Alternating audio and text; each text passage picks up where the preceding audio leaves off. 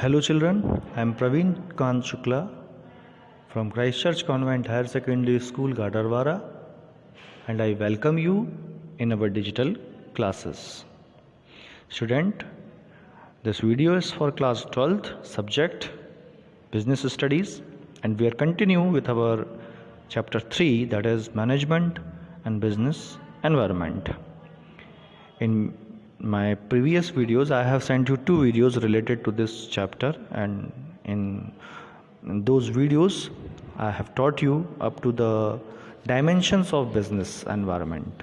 Okay, there are 9 different business environments are there, and all I have explained you. Today we have a new topic, that is economic environment of India. Okay, in this session we will try to understand about the economic condition of India before independence, after independence, and till now. Means till now what is the economic condition, or what are the reforms which are made time by time. Okay, so as you can see in your screen, I have posted the picture of your page, your books page, and while watching this video you must open your book so that you can understand. Okay, so just open your book and see 3.6, that is impact of government policy changes on business and industries. Point number A, economic policy prior to independence and its effects. Student, please read, because this is very important question for you. Okay, just I am explaining, listen properly. So students, as we all know that we were ruled by the Britishers, and on 15th August 1947 we got our freedom. ठीक है, लेकिन आज़ादी के पहले हम, जैसा कि हम सभी जानते हैं कि हमारे ऊपर ब्रिटिशर्स का राज था, तो कहीं ना कहीं पूरी business policies, business functioning, planning, plotting, जो भी कुछ था वो सब उन्हीं के हाथों में था. ठीक है, तो यहाँ पर हम उसी चीज़ को समझने की कोशिश करेंगे. ठीक है, बिजनेस पॉलिसीज़ जो थी ब्रिटिशर्स की उस टाइम पे, वो थी कि वो ज़्यादातर फूड ग्रेन्स जो होते थे, अनाज जो होता था उसको वो एक्सपोर्ट करते थे, रॉ मटेरियल एक्सपोर्ट करते थे, और इंपोर्ट किस चीज़ का करते थे, फिनिश्ड गुड्स का. मतलब यहाँ पर रॉ मटेरियल लाते थे, मतलब यहाँ से रॉ मटेरियल को वो बना के भेजते थे फिर. ठीक है, और जो फॉरेन ट्रेड था उनका, उसका काम एक ही था, या उसका जो मेन सोर्स हुआ करता था वो था कि हमारी इंडियन इकोनॉमिक को एक्सप्लॉइट करना. ठीक है, मतलब उसे गलत तरीके से यूज़ करना अपने मुनाफे के लिए. ठीक, और इकोनॉमिक पॉलिसी जो थी इंडिया की उस टाइम पे, वो इंग्लैंड में जो बैठे लोग थे, या इंग्लैंड के जो कैपिटलिस्ट थे जिनका पैसा इंडियन मार्केट में लगाया जाता था या इंडियन बिजनेस में लगाया जाता था, उनके इंटरेस्ट को ध्यान में रख के उस टाइम पे जो बिजनेस पॉलिसीज़ हुआ करती थी, कैपिटल पॉलिसी, इकोनॉमिक पॉलिसी, जितनी भी पॉलिसीज़ हुआ करती थी वो इंग्लैंड में बैठ के बनाई जाती थी, और इसमें जो इंटरेस्ट था वो फॉरेन कैपिटलिस्ट का देखा जाता था. ठीक है, फिर उसके बाद में क्या हुआ कि धीरे धीरे चीज़ें बदलती गईं. ठीक है, और लेकिन उसके पहले ये था कि जो मतलब 1947 के पहले जितनी भी इकोनॉमिक पॉलिसीज़ थी वो बिल्कुल भी इंडियन मार्केट के फेवर में नहीं रहा करती थी. ठीक है, फिर उसके बाद में जब डिस्क्रिमिनेटिंग प्रोटेक्शन की पॉलिसी आई 1920 में, तब थोड़ा बहुत इंडियन इंडस्ट्रीज़ की डेवलपमेंट की तरफ लोगों का ध्यान गया. ठीक है, फिर धीरे धीरे करके 1939 तक इंडिया ऑलमोस्ट सेल्फ सफिशिएंट हो, मतलब सेल्फ डिपेंडेंट हो चुका था प्रोडक्शन के फील्ड में. ठीक है, जो हमारा इंडियन एग्रीकल्चर था, ठीक है, इंडस्ट्रीज़ थी, ये आपस में इनकी ताकत बढ़ रही थी. ठीक है। और स्टार्टिंग में क्या होता था कि जो भी मैनेजमेंट लेवल के जो पोस्ट होती थी, जो टेक्निकल पोस्ट वगैरह होती थी, इनमें जनरली ब्रिटिशर्स ही काम करते थे, ठीक है। लेकिन उसके बाद में 1914 के बाद में हमारे यहाँ से कुछ बहुत ही मजबूत, है ना, मीन्स वेल्दी लोग इकट्ठे हुए, एक ग्रुप बना और उन्होंने इंडस्ट्रीज़ चालू करी, ठीक है। और जो हमारी इंडियन इकोनॉमी होती थी वो फॉरेन कैपिटल पर डिपेंड करती थी, लेकिन जो हमारे इंडियन कैपिटलिस्ट थे, जो हमारे भारतीय पूंजीपति जो लोग थे, वो किसी भी प्रकार से मतलब विदेशी मदद के लिए बिल्कुल भी उनको ज़रूरत नहीं थी, वो अपने आप में सक्षम थे, ठीक है। उसके बाद में कुछ मल्टीनेशनल कंपनीज हमारे इंडिया में आई, जैसे बर्मा शेल, ब्रुक बॉन्ड, ये कुछ कंपनीज थी। ब्रुक बॉन्ड की चाय आया करती थी,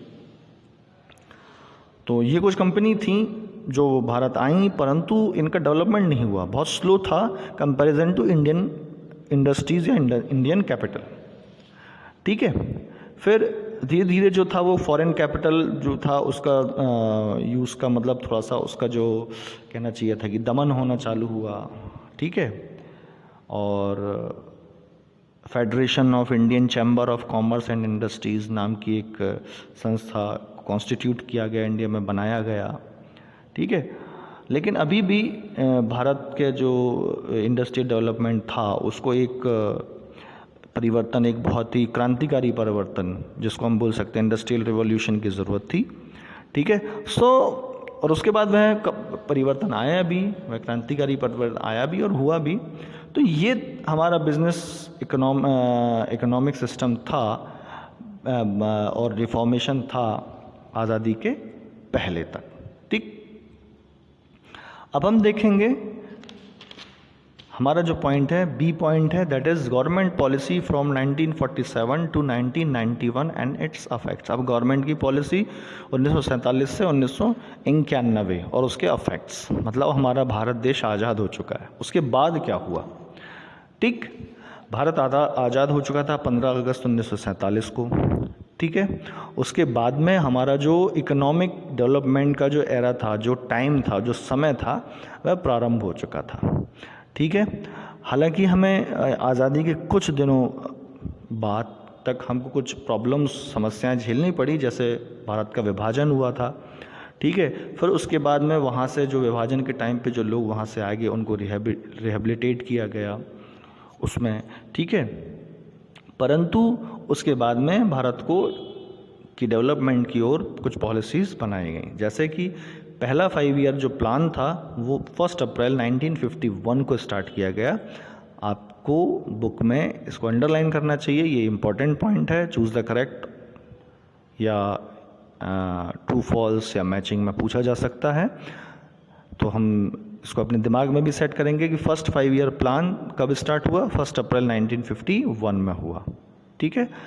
और उसके बाद में कई ऐसे रिवॉल्यूशनरी चेंज भारत की जो इकोनॉमिक एनवायरनमेंट थे उसमें आते गए, ठीक है। और नेक्स्ट हम देखेंगे, नेक्स्ट पैराग्राफ में जो है वो ये बताया गया है कि भारत में ने बहुत ही जल्दी अपने खुद के गुड्स और सर्विसेज को प्रोड्यूस करना चालू कर दिया था, ठीक है। जो कि भारत से हम इंपोर्ट करके लेकर आते थे, उन गुड्स और सर्विसेज को इंडिया में ही बनाना प्रारंभ कर दिया था, ठीक है। और जो इंडियन इंडस्ट्रीज़ थी उनको प्रोटेक्शन दिया गया, उनको हाई रेट पर उनको सब्सिडी भी दी गई, ठीक है। रेट ऑफ एक्सचेंज को फिक्स किया गया, ठीक। इंपोर्ट लाइसेंस और कोटा का अरेंजमेंट किया गया। और 1948 में फर्स्ट इंडस्ट्रियल पॉलिसी डिक्लेयर हुई। कब हुई? 1948 में फर्स्ट इंडस्ट्रियल पॉलिसीज़ डिक्लेयर की गई। 1956 में सेकंड इंडस्ट्रियल पॉलिसीज़ को अनाउंस किया गया। 1956 में जो इंडियन पॉलिसीज़ को अनाउंस किया गया था उसमें इंडस्ट्रीज़ को मेजर 3 पार्ट्स में डिवाइड किया गया था। फर्स्ट सेक्टर वो सेक्टर था जिसको फ्यूचर डेवलपमेंट के हिसाब से गवर्नमेंट ने ही प्लान किया हुआ था। सेकंड सेक्टर में वो इंडस्ट्रीज़ थी जिनकी ओनरशिप गवर्नमेंट के पास हुआ करती थी और गवर्नमेंट उसमें इन्वेस्ट करती है। प्राइवेट सेक्टर्स जो थी वो इसमें कॉम्प्लीमेंट्री थी, है ना, मीन इसके पूरक में, इसका जो पूरक थी वो प्राइवेट सेक्टर्स कंपनी को बनाया लिया गया है, और जो रिमेनिंग इंडस्ट्रीज़ थी वो थर्ड सेक्टर्स में गई। ठीक है, अब इसमें हम आगे देखेंगे कि जो कंज्यूमर गुड्स जो हैं, जो थर्ड टाइप की जो कंपनीज़ हुआ करती हैं, जो जिनको रखा था, वो गवर्नमेंट पॉलिसीज़ के अंडर में ही काम करेंगी। ठीक है, तो मेजरली एक्चुअली जब हम बात करें तो मेजरली इनको 3 पार्ट में जो बांटा था, उनको बोला गया government sector, public sector and private sector. ठीक है, और जो थर्ड टाइप है जिसको हम प्राइवेट सेक्टर कह रहे हैं, ये इंडस्ट्रीज़ जो थी इनको भी कंट्रोल्ड और रेगुलेट किया जाता था एक एक्ट के द्वारा जिसका नाम था डेवलपमेंट एंड रेगुलेशन एक्ट 1951।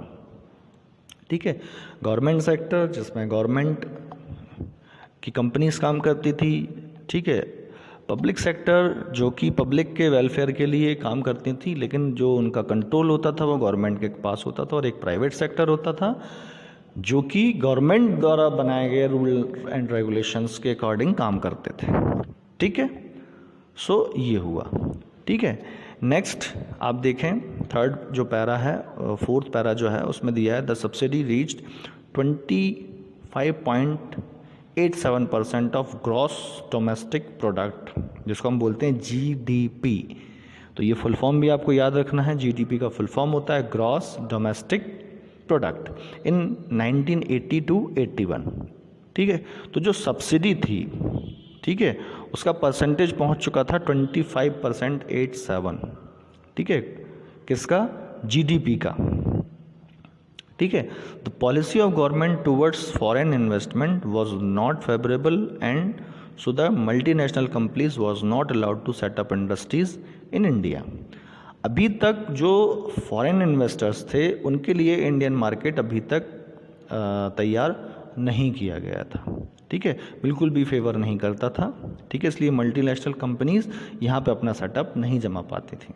ठीक है, in every ensuring 5-year plan the amount of investment went on increasing which was made by the domestic savings.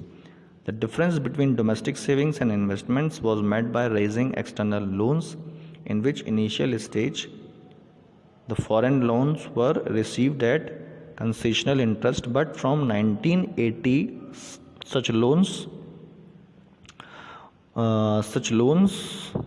was stopped. Hence we had to take shelter of commercial loans at a higher rate of interest, which was for short period to the state of affairs aggravated the burden of foreign loans continuously. As a result, the economic environment of India became unfavorable to private sector. The private sector undertakings could not be competent due to lack of competition, excessive expansion in non-traditional areas. तो चलिए इसे समझने की कोशिश करेंगे। हर 5 साल में जो इन्वेस्टमेंट का जो अमाउंट था वो बढ़ जाता था। ठीक है, और वो हमको कहाँ से प्राप्त होता था? जो भी हमारे डोमेस्टिक सेविंग्स होती थी वो।